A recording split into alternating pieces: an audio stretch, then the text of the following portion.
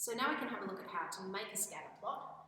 Here I've got a little example. I've got 7 students and I've just made up some heights and some weights for the students so we can see what we need to do to make the scatter plot. Now, first thing is choose a sensible scale. So I've had a look at the numbers that I've got here, and for height, my shortest person is 155 centimetres and the tallest is 182.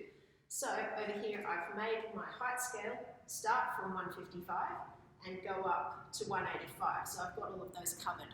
And I've made the scale go up by 5s so that I've got a good number of tick marks there. It'll be nice and easy to graph. If you're using graph paper, of course, it's going to be way easier than what I'm doing here on the board. The weights, scan along, have a look at the lightest person, 45 kilos, the heaviest person is 80. So again, I've made my scale this way. Now, when you come to decide whether to put height and weight on the x-axis or the y-axis, have a good think about it. Don't automatically put whatever you've been given first as the x value. Have a think about which one might depend on the other. Okay, so here you could argue that what we're expecting is that as people get taller, they're going to be heavier, literally because of their height. Okay, the excess weight is because of their height. Now there might be a few anomalies there because obviously there's other reasons that people can be heavier, not just being tall or like because they're short, they might just be stockier. So there's going to be some variety. We won't get a perfect correlation, but let's see what we do get. Axes do not have to start at 0. Notice I've started at 45 and 155 here, and I've put this little sort of zigzag line there to show that this is not 0 here. Why have I done that? It's so that all my data is taking up a good amount of the space so that I can see the correlation. If I started from 0 and then all the data was up here, it'd be hard to tell whether or not it was actually showing a correlation or not. Now, add a heading, height versus weight I've done, and give each axis, axes is just the plural of axis, so both axes, they need titles. So I've said weight in kilograms, height in centimetres. I've given units and labels. I've labelled a bunch of spots. Investigate outliers. Now, an outlier is a score that you might graph and then go, gee, that looks really different from the other ones. Now, it could just be a genuine outlier. So you do often have data points that are going to be really different from the others, and they're still correct. But just investigate, because sometimes it could be that it's a mistake.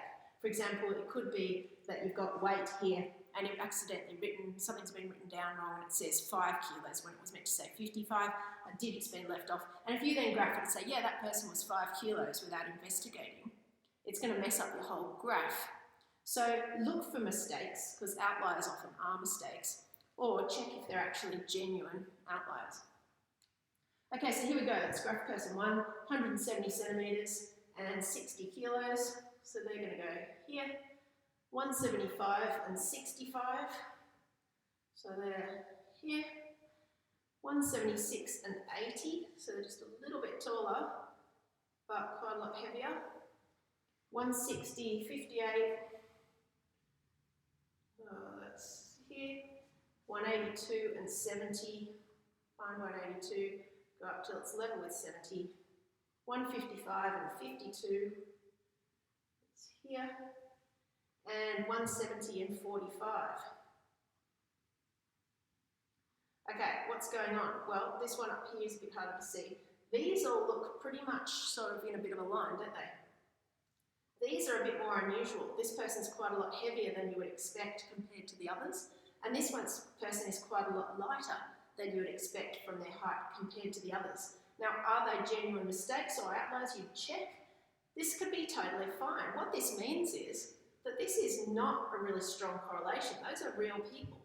And so while you might say, oh, these ones are strongly correlated and they're not, no, they're part of the group and they show that it's actually only a weak correlation between height and weight in this case. Now, the other thing that we should add is if you were really trying to investigate what the relationship might be between height and weight, do you think you've taken a big enough sample size to be able to be sure? We've only got 7 people here, and so it's quite hard to tell whether they're really scattered apart or whether they're actually not too bad.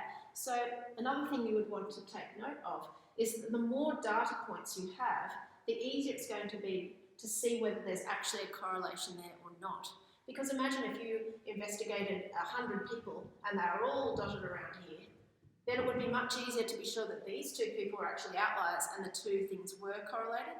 Or if you found that the more people you investigated, the more it might end up looking like this, and you decide that the correlation was actually a lot weaker than you thought.